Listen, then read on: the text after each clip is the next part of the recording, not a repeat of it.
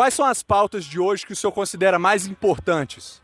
Primeiro, o impeachment do Moraes. É o que nos levou a essa situação inteira, essa tarifa que veio pra gente, essa censura que está tendo na internet, essa perseguição política contra a direita, né, do Brasil. Eu acho que são as mais importantes. Anistia, principalmente, anistia também, não menos importante. Geral e irrestrita para todos. O senhor acha que a estratégia traçada pelo Bolsonaro, ou que vem sendo levada em diante por ele, tem sido boa para a direita, para o país, etc., tem sido vitoriosa ou tem gerado também muitos danos, muita divisão? Cara, essa pergunta eu não tenho uma resposta muito concreta sobre ela, não. Eu acredito que ela é correta.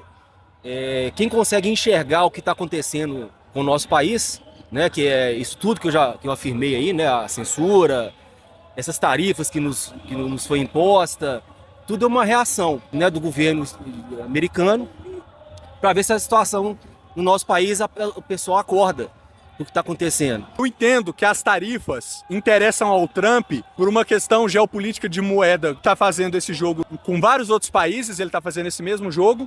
A ele interessa que o padrão dólar seja mantido e que o BRICS não crie uma moeda concorrente. E o Brasil teve uma decisão de ser aquele prego que se destaca, tentando ser porta-voz do BRICS, sendo que o Brasil nem é, digamos assim, uma potência capaz de mandar nessa situação. Concordo. O Eduardo Bolsonaro, ele está ativamente tentando usar essa situação, pegar carona nas tarifas, ter a economia do país refém para liberar o Bolsonaro, especificamente o Bolsonaro. Discordo. O senhor discorda? Eu discordo, a carta do Trump foi bem clara. Não é só pelo Bolsonaro, é pela censura, pela liberdade. E o Bolsonaro é um dos que estão sendo, é o maior, né? É a pessoa que está mais destacada, que está sendo censurada, que é o mais conhecido. Então, e se o Eduardo Bolsonaro, como diz você, né, tá pegando carona nisso, eu acho que ele tá mais do que certo. É a maneira mais correta de expor a situação que nós estamos. Tá. A minha ressalva em relação ao Eduardo Bolsonaro são 3 declarações que ele deu e que está gravada e que, se for preciso, a gente adiciona, mas o senhor pode consultar a qualquer tempo no YouTube, tá bom? Pois não. São o seguinte, eu vou repetir pro senhor o que ele falou. Ao SBT, ele falou... Não vão encontrar diálogo, então. Com certeza não, e eu trabalho para que eles não encontrem diálogo. Falou em relação aos nossos embaixadores que estão lá tentando resolver o impasse diplomático das tarifas. Ou seja, ele quer que o problema não seja solucionado para que ele resolva o problema do pai dele. No Inteligência Limitada, ele e o Paulo Figueiredo falaram assim, às vezes é preciso botar fogo na floresta inteira para pegar um bandido. Ele quis dizer que para pegar o Alexandre de Moraes, é preciso botar fogo na floresta inteira. É por isso que está caminhando de uma maneira maestral tudo que nós imaginamos. E a gente vai seguir esse passo a passo. Né? Se for necessário, né? Como é que o Paulo Figueiredo fala, né? Vai incendiar a floresta inteira? Como é que é, Paulo? Para encontrar É uma frase do Cavaleiro das Trevas, né? O Michael Caine, personagem do Alfred, discutindo com o Bruce Wayne, onde ele pergunta, né, como é que vocês pegaram no final o bandido de Burma, né, da Birmânia? E ele fala, a gente teve que queimar a floresta inteira para pegar o bandido da Birmânia. A gente tem tentado evitar queimar a floresta inteira para conseguir se livrar do Alexandre de Moraes. Mas a floresta às inteira é o vezes Brasil. É necessário, né? O lema do filme, né, a moral que o filme passa, é que você, muitas vezes, para pegar o bandido que está disposto a tudo, você tem que tacar fogo na floresta inteira. Mas só para complementar... Não sei se vocês ouviram, o Diogo perguntou, a floresta inteira é o Brasil. Só para complementar... Ou seja, arriscando a segurança econômica do país inteiro, do agronegócio, da produção inteira, para aliviar trâmites jurídicos, se o Bolsonaro é culpado ou inocente disso, daquilo. Tá entendendo? Em terceira declaração, para que não tenha dúvida, essa declaração foi dada à CNN, tudo tá gravado. Ele fala o seguinte... O Trump não vai recuar diante do Alexandre de Moraes. Perfeito. Se houver o cenário de terra arrasada, pelo menos eu estarei vingado desses ditadores de toga. Terra arrasada. Se tiver um cenário de terra arrasada, ou seja, se prejudicar tudo, prejudicar com F, pelo menos eu vou me sentir vingado desses ditadores de toga. O senhor apoia essa... Apoio. Apoia? Apoio. É a única maneira de conseguirmos ser escutados, porque nós já tentamos de tudo. Os políticos lá em cima não nos ouvem. Sim. Antes de qualquer calmaria, vai ter que vir tempestade. Se o Pacheco tivesse colocado o impeachment do Moraes mais cedo, não teríamos chegado nessa situação. Apoio totalmente, tem que ser feito isso mesmo. Tem um impeachment, nunca no Brasil foi feito um impeachment sem CPI. E a CPI da Lava Toga foi prejudicada justamente pelo Flávio Bolsonaro. Falou, aqui interessa uma CPI, por um voto não passou e ele votou contra.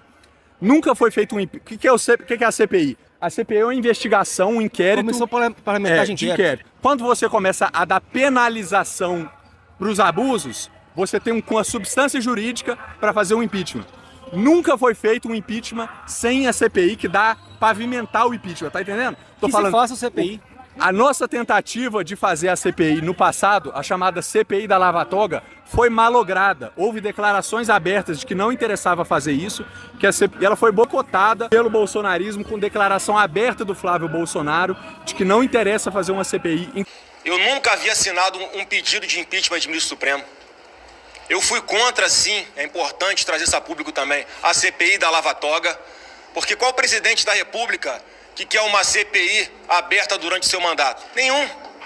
E uma CPI que não tinha um objeto bem definido, uma CPI que jamais seria instalada, e uma CPI que seria sim uma declaração de guerra do governo contra o Supremo Tribunal Federal, o que eu não concordo, nunca concordei com esse tipo de ataque a instituições, e coisa que o presidente Bolsonaro também nunca fez. Inclusive na mesma época em que foi desarticulado o COAF estava se aproximando das movimentações financeiras da rachadinha do Queiroz, que é...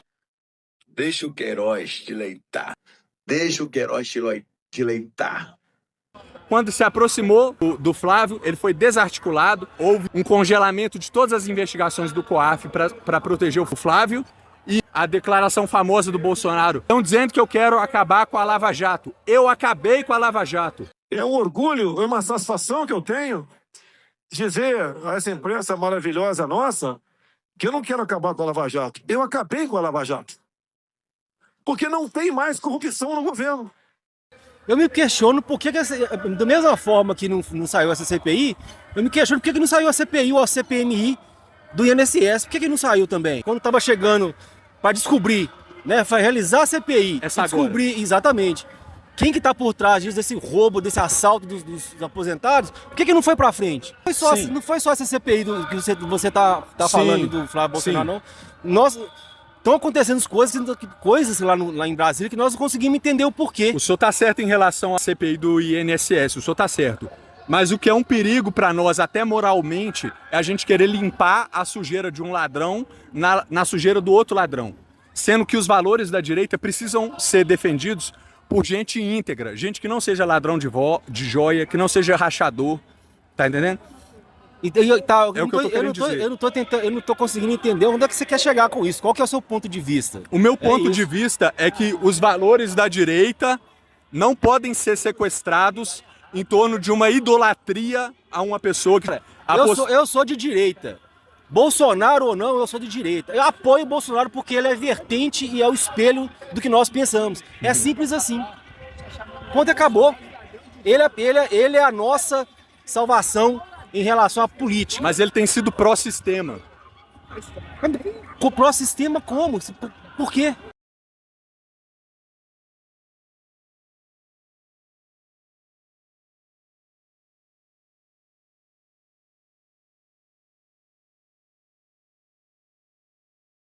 O Mensalão condenou vários corruptos do PT. Condenou Delúbio Soares, José Dirceu, José Genuíno, estão todos soltos agora, do Mensalão. Sim. Mensaleiros que foram presos corruptos à esquerda e foram liberados. Um mensaleiro que foi preso no Mensalão, corrupto, e foi liberado por um indulto do STF, chama Valdemar da Costa Neto. Esse cara, ele é hoje o líder partidário do PL, manda no Bolsonaro, o líder partidário manda no Bolsonaro, manda no Nicolas. Assim como todos... Isso é ser pró-sistema. Assim como todos os outros líderes de partido mandam na cadeia abaixo. Mas, por exemplo, é lógico que uma pessoa abjeta igual o Valdemar Costa Neto, Isso aí que você está falando é redundante. Não. O jogo da política é assim, nós temos que saber julgar. Quem sabe julgar e quem é o expoente é o Bolsonaro. Só queria saber o que que eu sei fazer direito é defender meu presidente. Por isso eu tô aqui Não vou sabe jogar. e vou ele tentou apoiar fazer ele até lá. partido para não ser refém disso É questão e de não opinião. conseguiu. Como é que você chama mesmo? Felipe. Felipe, eu vou te agradecer, mas pra mim tá bom, chega. Tá bom? Chega. Obrigado, Tá bom. viu? Valeu. Deus abençoe o senhor. Obrigadão.